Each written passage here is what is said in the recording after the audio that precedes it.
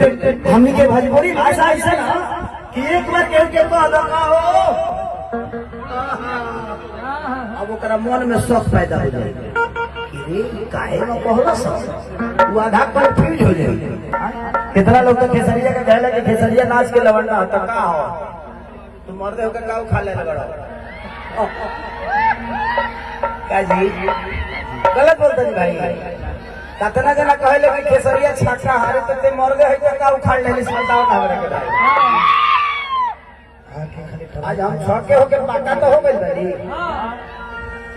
आज जिसको भी संदेह हो एक बार उसको मेरे पास आना चाहिए आकर चेक कर लेना चेक करना संदेह तो कभी अच्छी बताई। अब केहू केहू मरवा गरिया दे ओकरा के देखबे ना करब कि के हो अतना रौरा खंडा बा क्या कहले बने हम पागल हो जाए हमरा के आधा पागल कर देले बड़ा सब। लेकिन कोनो बात ना जिंदगी में ढेर सारा सब्सक्राइब करिए और ढेर सारा प्यार दीजिए।